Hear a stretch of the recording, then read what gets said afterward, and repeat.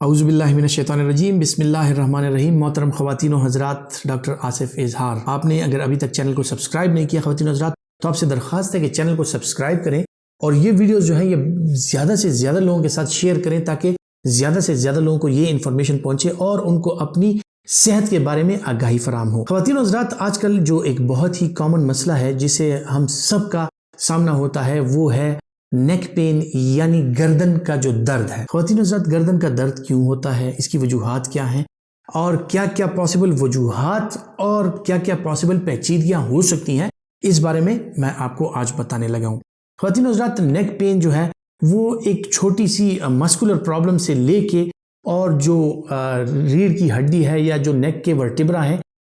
उनकी बीमारी तक, यानी उनकी बड़ी से बड़ी बीमारी तक भी हो सकते हैं। अब ये जो है ये आपका डॉक्टर बेहतर समझता है कि आपको खुदा न खास्ता अगर नेक पेन होता है तो वो आया कोई छोटी सी मस्कुलर प्रॉब्लम है या कोई बड़ी प्रॉब्लम या बड़ी बीमारी का पेशखेमा साबित हो सकता है। नॉर्मली जिन लोगों को नेक पेन होता है वो पोस्चर की वजह से होता है, क्योंकि आजकल हमारा पोस्चर जो है खुसूसन उन लोगों में जो स्टडी करते हैं, जो तालिब इल्म हैं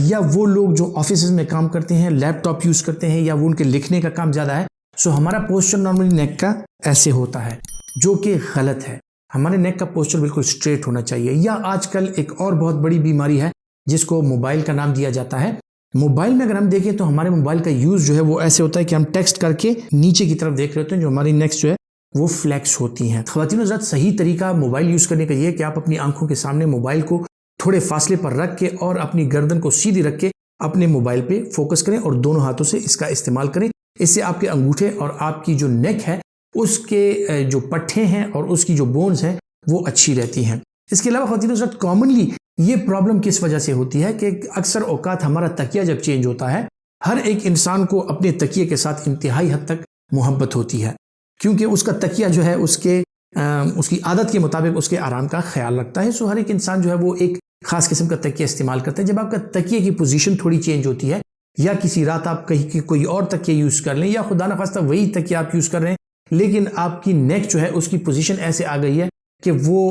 मस्कुलर स्पाज्म में आपकी नेक चली जाती है और ये मस्कुलर पेन होता है, खुसूसन सुबह उठते वक्त आपके नेक में बहुत ज्यादा पेन हो सकता है। इसके अलावा ख़वातीन हज़रात, अगर नेक पेन के साथ साथ आपको शोल्डर्स में पेन हो या आपकी उंगलियां सुन्न होने लगे तो इसका मतलब है कि आपकी नेक पेन जो है वो आपके मसल से बढ़कर आपके जो वर्टिब्रा है वहां तक पहुंच गया है किस्सा, और ये वर्टिब्रा जो है ये आपस में कोलैप्स होकर आपस में इनकी इंटरवर्टिब्रल स्पेस जो है वो कम हो जाती है और जो नर्व्स हमारी नेक में से निकल के हमारे हाथों की तरफ आती है उनकी ट्रैपमेंट स्टार्ट हो जाती है और उन पे प्रेशर आने लगता है, जिसकी वजह से आपके हाथ भी सुन्न हो सकते हैं, आपकी नेक में भी पेन हो सकता है और ये पेन जो है पूरी की पूरी आपकी स्पाइन में यानी नेक से लेके और लोअर बैक तक आपको फील हो सकता है। तो ख़वातीन हज़रात, जो गर्दन का दर्द है उसकी मैंने आपको मुख्तलिफ चीजें बता दी। ये गर्दन का दर्द जो है ये बड़ी बड़ी बीमारियों का पेशखेमा भी साबित हो सकता है। मतलब जिन लोगों को रूमेटाइड आर्थराइटिस हो, जिन लोगों को जोड़ों की दायमी बीमारियां हो, उनमें भी गर्दन के मोहरों का जो दर्द है या गर्दन के जो मोहरे हैं वो एक दूसरे के साथ आगे करीब हो जाते हैं, वो एक दूसरे के साथ फ्यूज हो जाते हैं और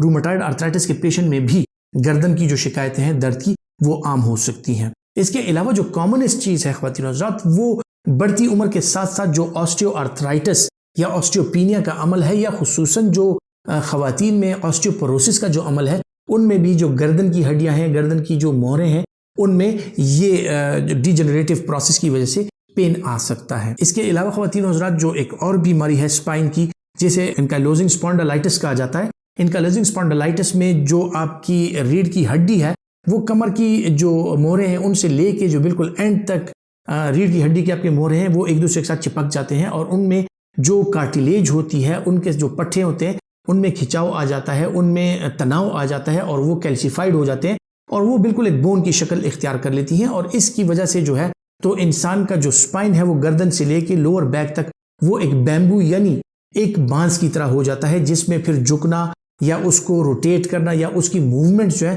वो पॉसिबल नहीं रहती। सो इस वजह से आपको गर्दन की जो मूवमेंट्स हैं या स्पाइन के जो मूवमेंट्स हैं, एंकाइलोजिंग स्पॉन्डिलाइटिस के जो मरीज हैं उन लोगों को इसकी शिकायत फिर ज्यादा हो जाती है और वो स्टिफ हो जाते हैं जो कि अपनी गर्दन और स्पाइन को फिर हिला नहीं सकते। सो जो छोटी छोटी चीजें हैं, अल्लाह ना करे कि किसी को रूमेटाइड आर्थराइटिस या एंकाइलोजिंग स्पॉन्डिलाइटिस या ऑस्टियोपोरोसिस की वजह से ये गर्दन की मोहरों की प्रॉब्लम हो, लेकिन ख़वातीन हज़रात, जो छोटी छोटी चीजें हैं जो यंग एज में भी आजकल हमारे लोग उसका शिकार हैं वो हैं कि अपने पोस्चर का ख्याल रखना, काम काज करते हुए, लैपटॉप का इस्तेमाल करते हुए, लिखते पढ़ते हुए और खुसूसन मोबाइल का इस्तेमाल करते हुए जो हमारे नौजवान हैं वो अपनी गर्दन की जो पोजीशन है उसका ख्याल ज़रूर रखें, ताकि आपकी गर्दन पे प्रेशर ना पड़े और आपकी गर्दन की जो पट्टे हैं और आपके गर्दन की जो हड्डियां हैं वो ज़्यादा अरसे तक सलामत रहें और आपको ऐसी कोई प्रॉब्लम्स ना हो। सोते में ज़रूर ख्याल रखिए कि आपका बेड जो है वो हमवार हो, आपका तकिया जो है वो नॉर्मल हो और वो नरम हो, कि उस पे आपकी जो गर्दन है वो सीधी और अच्छी रहे और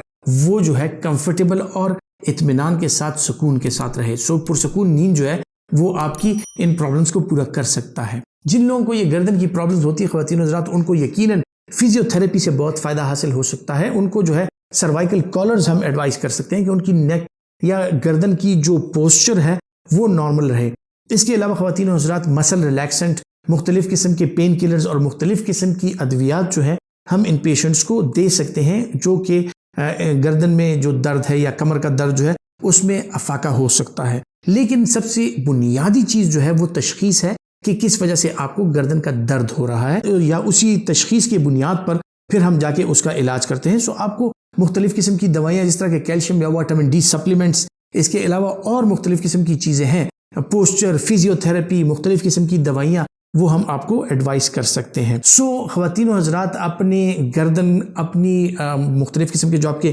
बोन्स और आपके पट्टे हैं उनका ख्याल रखिए, अपनी बैक का ख्याल रखिए, पोस्चर का ख्याल रखिए, खुसूसन जब आप काम काज कर रहे हो, जब आप आराम कर रहे हो। सो इस सूरत में अपना पोस्चर जो है वो ऐसा रखिए कि आपकी बैक या गर्दन की प्रॉब्लम्स क्रिएट ना हो। उम्मीद करता हूँ कि इन बातों पर अमल करके आप एक अच्छी और सेहतमंद ज़िंदगी गुजारेंगे और ये मालूमात जो है अपने ज़्यादा से ज़्यादा दोस्तों के साथ शेयर करके और उनके फ़ायदे के भी आप इंशाल्लाह सोचेंगे। अपना बहुत सा ख्याल रखिएगा। अल्लाह हाफिज़।